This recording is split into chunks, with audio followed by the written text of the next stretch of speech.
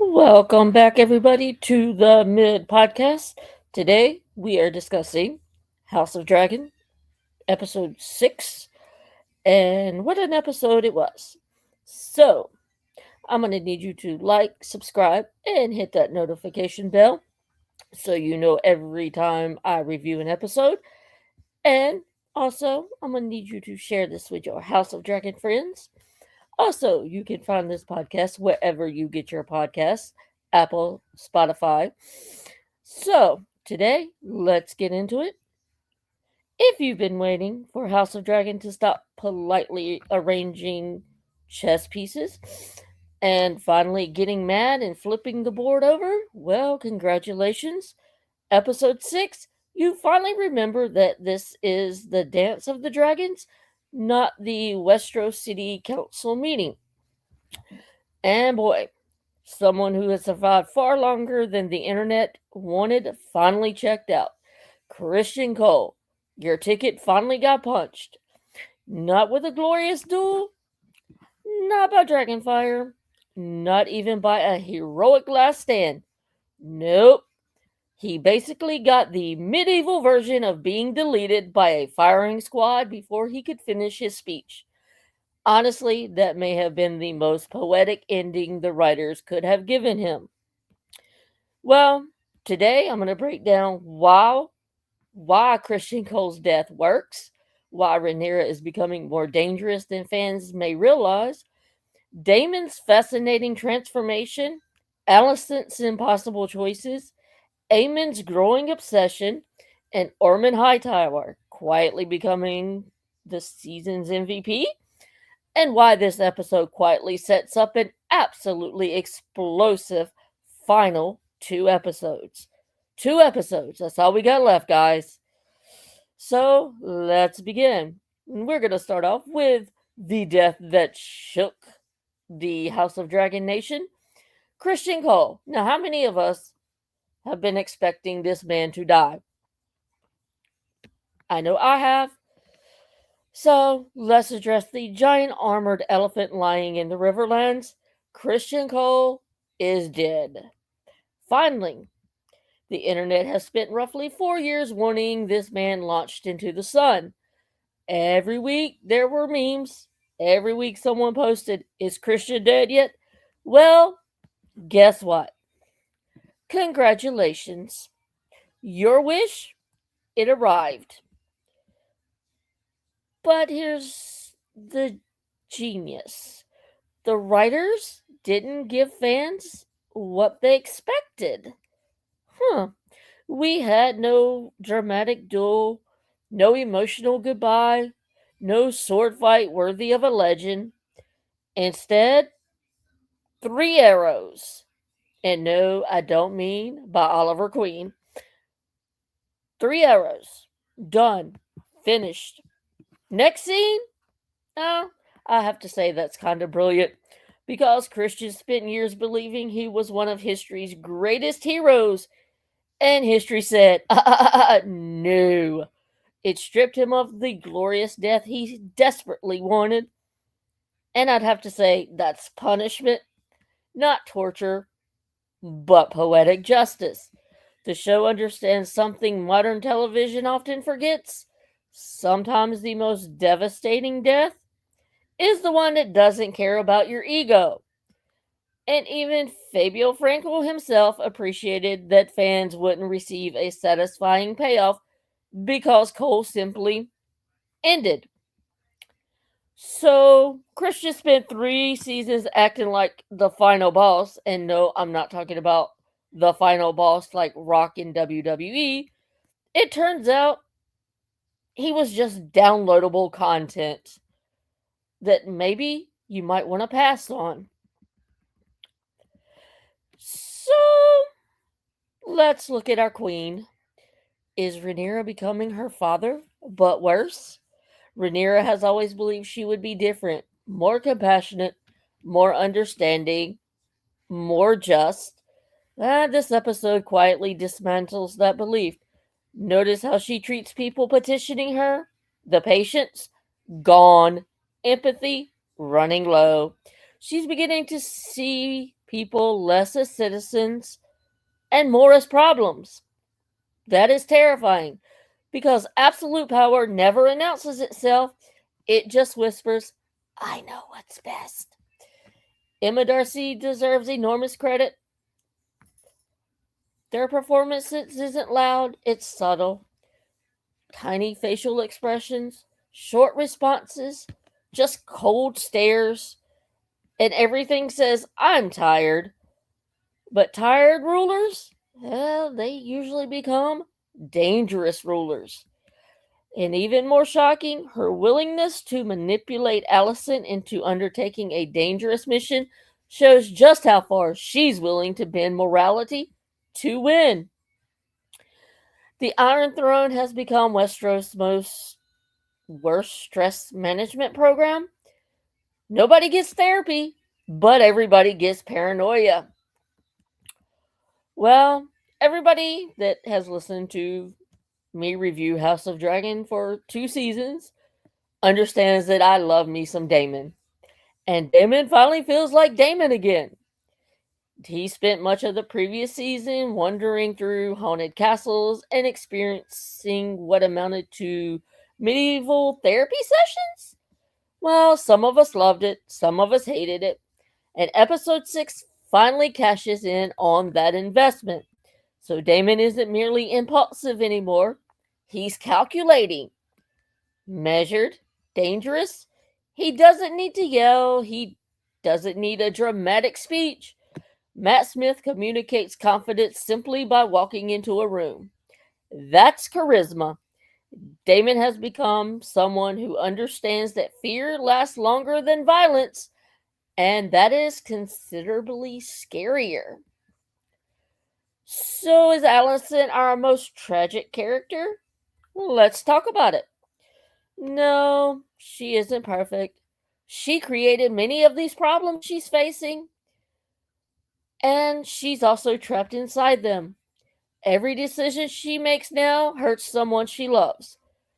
She protects one child, she betrays another. She supports peace while strengthening the war. She no longer controls events, she reacts to them.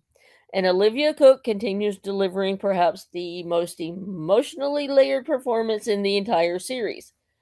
There's exhaustion behind every word as she watches her family collapse, one decision at a time. Allison, girl, you deserve a vacation. Unfortunately, I don't think vacations exist in Westeros, only emotional damage. All right, so Aemon continues being the monster everyone feared. Well, we all know Aemon has always believed strength involves everything. Episode 6 reinforces that belief. The problem? Strength without resistance becomes obsession. Every scene involving Aemon feels uncontrollable, not because he's screaming, but because he's calm. He's convinced he's right. Those are always history's most dangerous people, and the interaction around Harren Hall deepens his mythology while hinting that larger supernatural and strategic forces are conveying around him. And introducing the discovery of forgotten dragon eggs. Can't wait to see where that goes. So, is our villain quietly stealing the show? And by villain, I am talking Ormond Hightower. Can we appreciate James Norton's performance? Because, wow, Ormond, he isn't flashy, he isn't riding dragons, nor is he delivering Shakespearean speeches. He's simply competent, and somehow that's refreshing. He understands logistics, someone I can appreciate, politics, military planning. He's becoming a legitimate threat because he actually thinks before reacting. Imagine that. Competence in Westeros? What a plot twist! Several critics noted episode 6 is where Ormond finally emerges as a serious strategic player rather than just another high tower on the chessboard. Well, let's talk about the themes in this episode. This episode wasn't actually about death, it was about consequences. Cole's choices, Alicent's choices, Damon's choices, Rhaenyra's choices. Everyone is now paying bills accumulated over 3 seasons. That's why this episode feels heavier. Nobody wins anymore. They are simply losing slower than everyone else. So, here are a few things I think you might have missed. Christian's unceremonious death mirrors the series' rejection of heroic myths. Rhaenyra's impatience with ordinary people suddenly echoes Viserys' failures as king. Daemon rarely wastes his words anymore.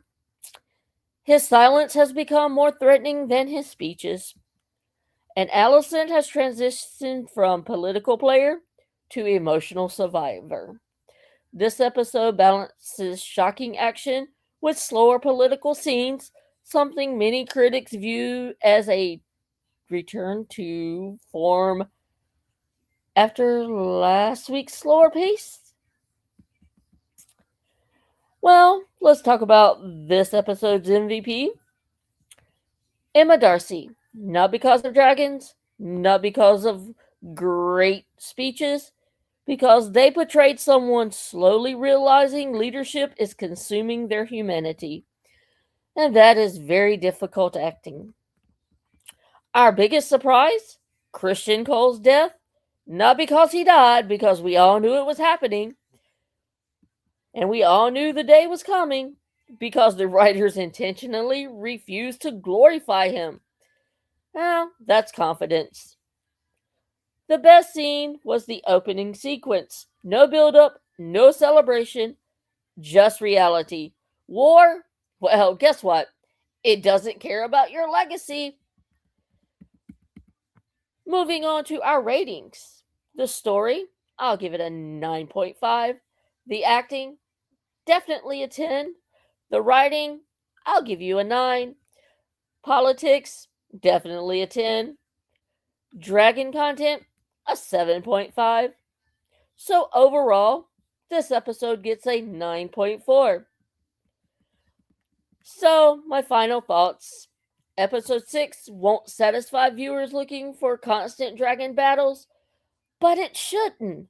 This episode proves House of the Dragon is strongest when it remembers the dragons are merely weapons. The real war happens between people.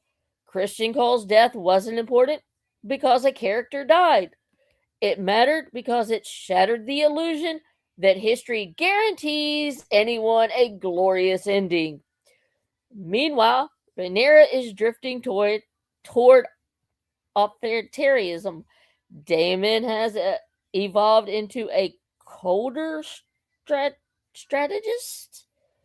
I don't know how I feel about this. I mean, he was already devious. Can he get more devious? Guess we'll find out in the next 2 episodes. Poor Alicent. Well, she's trapped between family and duty, caused by your own decisions, of course.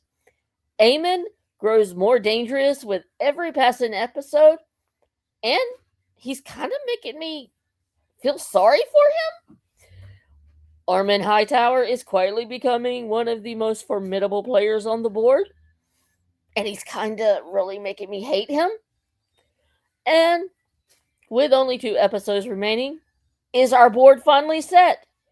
The dragons are circling, the alliances are cracking, and if this episode taught us anything, it's that in Westeros, nobody gets the ending they think they deserve. So, if you enjoyed today's discussion, be sure to like, subscribe, and share the show with your fellow lords, lady, dragon riders, and anyone still convinced Cristian Cole was somehow going to make it to the finale. So, until next week, remember, in Westeros, the throne doesn't make you a better ruler, it just gives you a better seat to watch everything burn. So, I will see you guys next week with our final 2 episodes in Loom. What possibly could go wrong? We'll find out next week. Goodbye.